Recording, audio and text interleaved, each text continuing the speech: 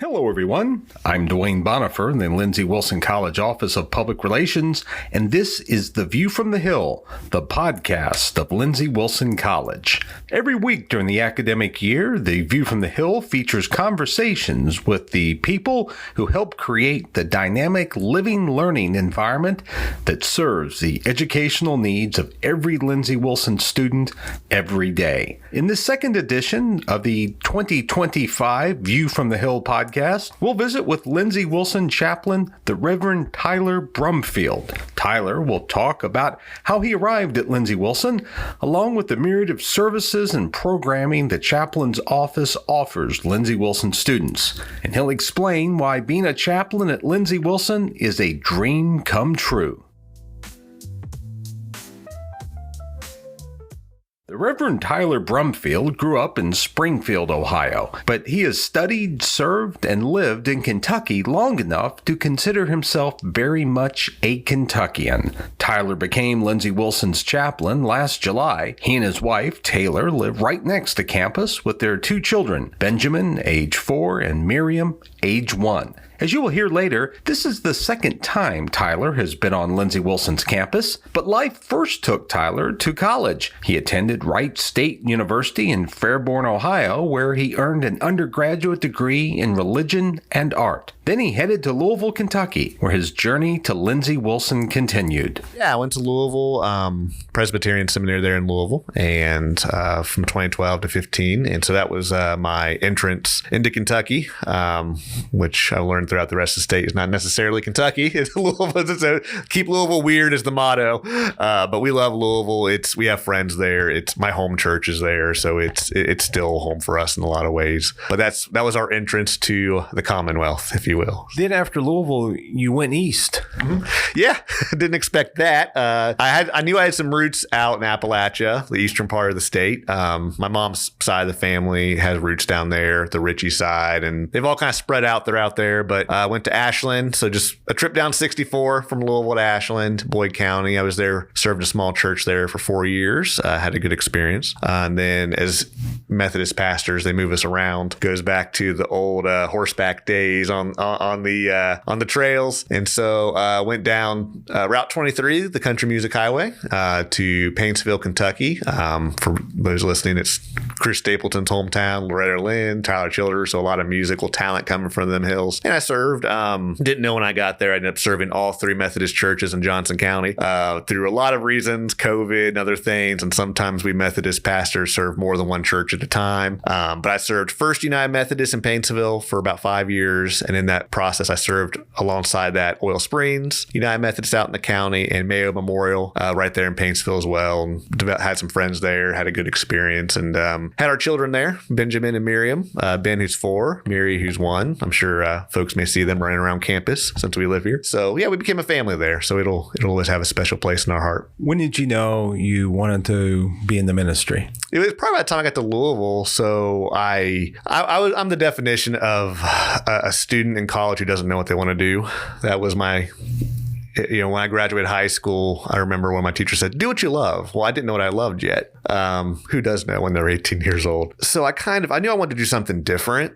I think I had values instilled in me. I didn't want to just do something for the money. And so at first I, like to be creative. I appreciate art. And so I was an art major, which nothing against art majors, but you're not exactly going to make a paycheck off of that unless you're, really talented or in digital art. But I kept taking all these religion courses along the way. And I was a person of faith. I grew up in the church. Baptized at 16 years old. And so I wanted to find something that connected my faith to my vocation, my sense of calling and our purpose in life. And so I kept taking all these religion courses. I didn't really just give myself permission to say, this something in this area of faith and meaning, that this is what I'm called to.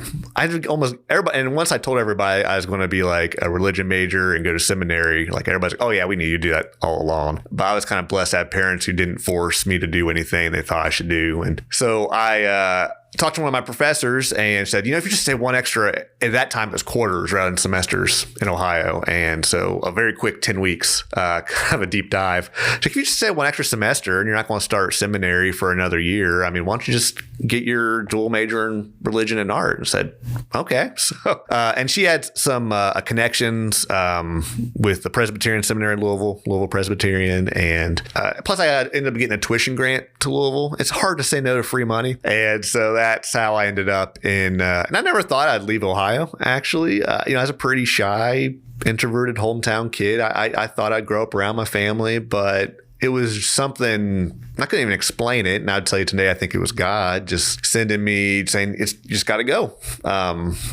I didn't know exactly what the future would hold. The story of Abraham resonates me with that, where God just says, go, and then I'll show you along the way. And that's kind of what's happened. So I went to seminary going what I thought would be primarily a more academic route.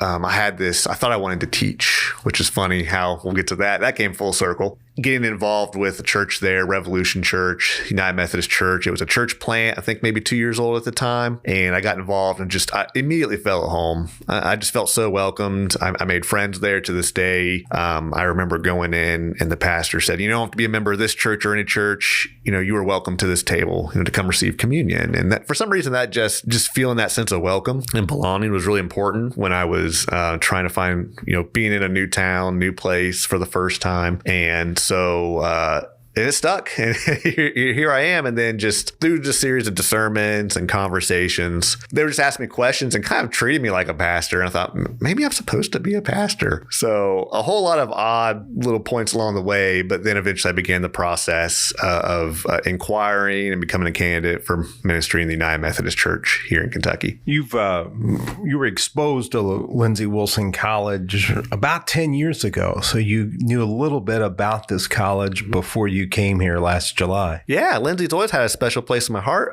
10 years ago in 2014,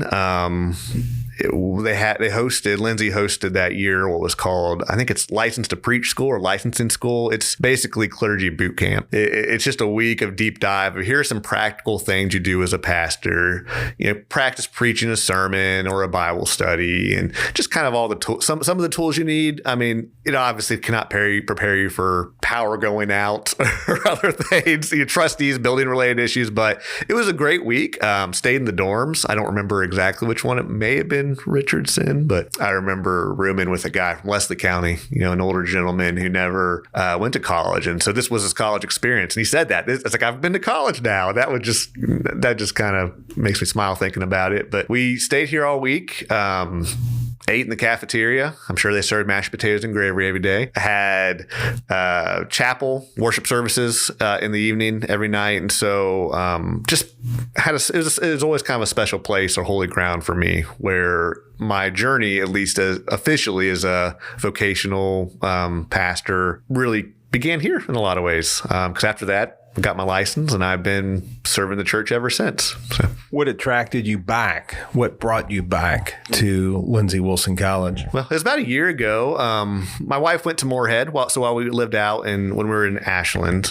We never had the double income, no kids thing where when I was in school, she worked. And then when I was working, she wanted to go to school. And so she went to Moorhead to get her bachelor's. And while there, she got to know Drew McNeil, who's a campus pastor there at the Wesley Foundation. Would stop in, would talk to him every now and then, and just visited him one day. I thought, this would be really cool just to kind of hang out with some college kids, people whose shoes I've been in before, who may know how I feel, especially, it's such an interesting age, and we can probably talk more about that, just where you're entering adulthood, literally. And so I thought, that'd be nice. And it was a dream of mine. My wife and I would talk about, and she's like, it'd be cool to feed a bunch of college students on a regular basis. And we would just kind of talk about it sometimes just late at night. And it was a kind of a dream, but we thought, it's just a dream.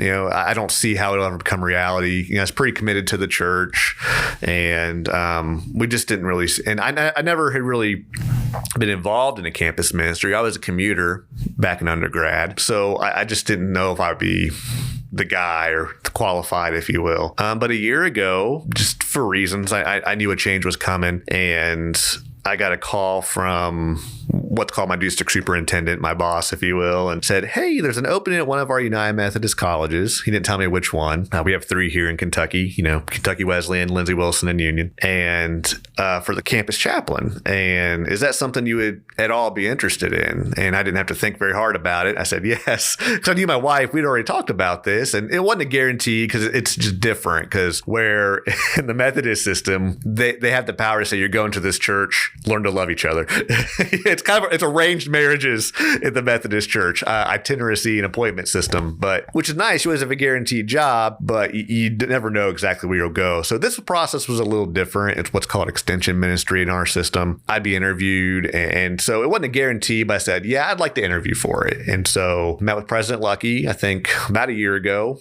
January, February, had a good meeting, and then got invited back to meet with the students and the faculty. And I was just praying because, again, Lindsey, of the 3, Lindsey was the only one I had any kind of remote connection to. I at least been here on campus, and Kentucky Wesleyan and Union are wonderful, but I thought, I'm kind of hoping it's Lindsey. And sure enough, that was my gut was telling me. And, I found the next day, yeah, it's Lindsey. So interviewed with the students, faculty, just went really well. I think what I was so encouraged by is I didn't have to fake it. I didn't have to try to present myself better than I was. I was like, here's what I have to offer. I have a passion for just this age group, because I've been in their shoes before. I have a passion for disciple making, helping people become more like Jesus Christ, and just to be a pastoral presence for students who, whether they're struggling with anxiety. I mean, I've been there, done that.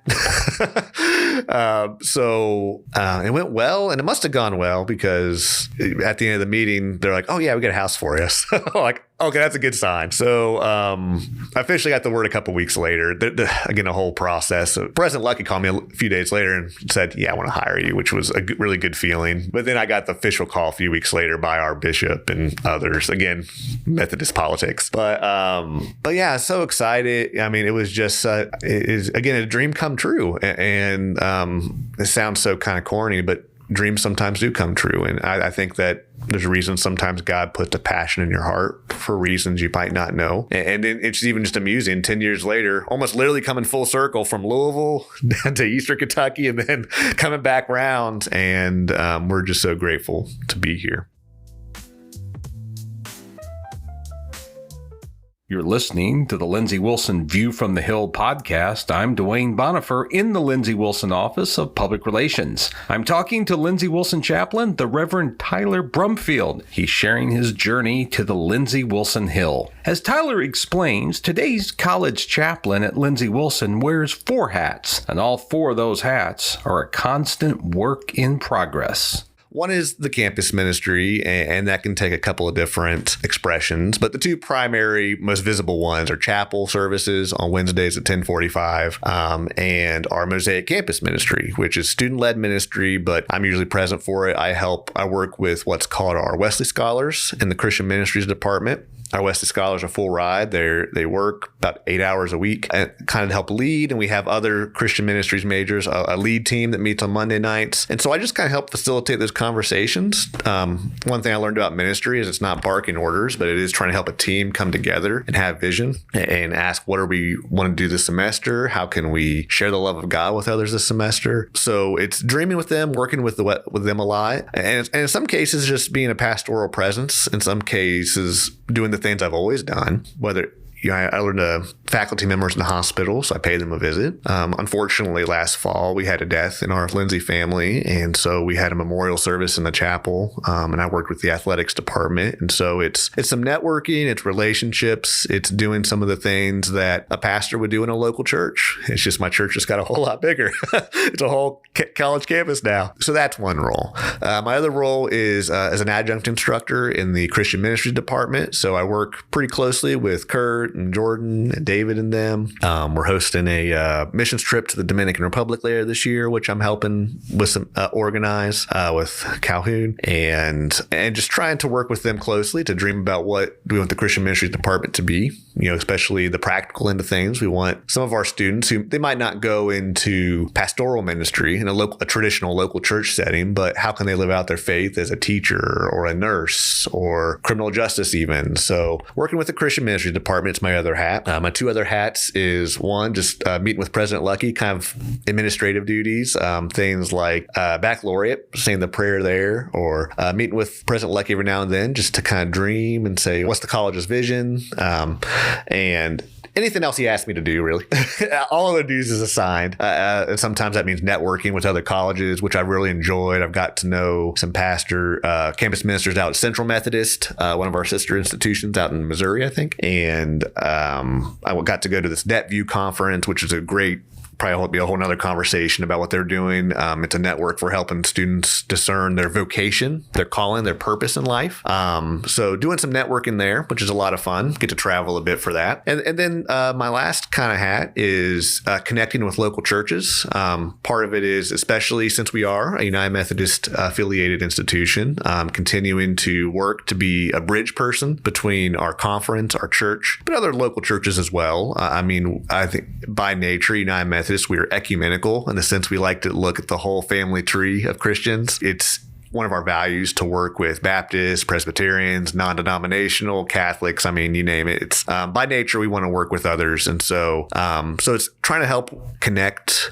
what's going on with campus with other local churches, and then also kind of the United Methodist Church at large. So I serve on some teams, and a couple things I'm working on there. One's called the Isaiah Project, which is helping college students who are interested in pastoral ministry. It's an internship that we host here in Kentucky, and so it's connecting them to a local church over the summer, a paid internship where they can get real world experience on what a pastor does. And also working with what's called a conference discipleship team, where we help train pastors to help people learn what it means to be a disciple of Jesus, which I understand to be someone who follows Jesus, who becomes like him in character and serves others like he did. So those four hats, if you will: campus ministry, adjunct instructor, administrative duties, and connecting to the local church. What do you like most about Lindsey Wilson? You've only been here since July, haven't been here for an entire school year, but what is it about this college that appeals to you? One is, I was thinking about this the other day. It might make a good soundbite. I don't know. We're big enough to have a global reach, but small enough to have a hometown feel. That's one thing I like about it. Our students, it was the first thing that came to mind is I love that we have some first generation students. We have local students who grew up in the area, but we have a lot of international students. My first Christian beliefs course I taught, one of the courses we teach here at Lindsey, last semester, I think about a third of my students in that class were international students, and literally global. Thailand, Brazil, UK, Eastern Europe, Peru, everywhere. And so, which makes them for really interesting conversations and different perspectives. Even if they're have a Christian background, there's still cultural differences. And so it really was kind of a fertile ground for having some genuine learning. I probably learned more than my students did, truth be told. But it's a lot of fun, and working with the students closely, getting to know them. And that's one thing, again, I love about Lindsey is if I need to walk over to the sub or the library, I'll bump into somebody I know. It's very easy to get to know people and have a conversation, which just naturally takes time. But that the students here, the faculty and staff, I think about, I was talking to Mike over in public safety one day as I was kind of getting to know people. And I remember him saying, for him, where his office is at, literally got the freshman dorms right there. And then the gym's right next, where they bit bigger is where they come out of graduation. It's like literally I see them come in and then come out like 4 years later. It's like, and they've grown up. And it just to be able to be a process to help students in this stressful time in life, because it is stressful with classes and, sports and relationships and work and all these other things. I don't know how I did it looking back. It's like, I guess I say when you're 20, you can survive on 2 or 3 hours of sleep. I can't do that anymore. But hearing that perspective, like to help students have perspective to know this is worth it. I remember that conversation. That's sitting with me. But then also this last baccalaureate, one of our student speakers talked about how, and you hear this a lot around here, and she said she thought it was so corny and such a cliche at first that Lindsey Wilson's family, and she's like, I thought that's such a cliche. It sounds so corny, but she learned in 4 years, actually that's kind of true. And our conversation. That I heard that is coming from you as well, that there is something just homey about Lindsey, that even for alumni, that it'll always be one of their homes. And I think that was our theme last fall, was all roads lead home, or to be rooted here. And so I like that. And that's why for me, these days, for the first time, I'm not really thinking much about the future. I just want to be present. I just want to enjoy this season. I hope to be here for quite a while, but again, you never predict the future, but I love just the atmosphere here. That's the Reverend Tyler Brumfield. He's Lindsey Wilson's new chaplain, and he's a wonderful addition to the Lindsey Wilson family. That's going to do it for this second edition of the 2025 edition of The View from the Hill. You can tell us what you like or don't like about this podcast by firing off an email to us at news@lindsey.edu. Be sure to put podcast in the subject line. Also, be sure to encourage your friends and family members to subscribe to A View from the Hill. We're on Spotify and Apple Podcasts, and we wouldn't mind it if you give us a nice rating on either platform. Until our next edition, I'm Dwayne Bonifer in the Lindsey Wilson Office of Public Relations. Thanks so much for listening. So long, everybody, and have a nice day.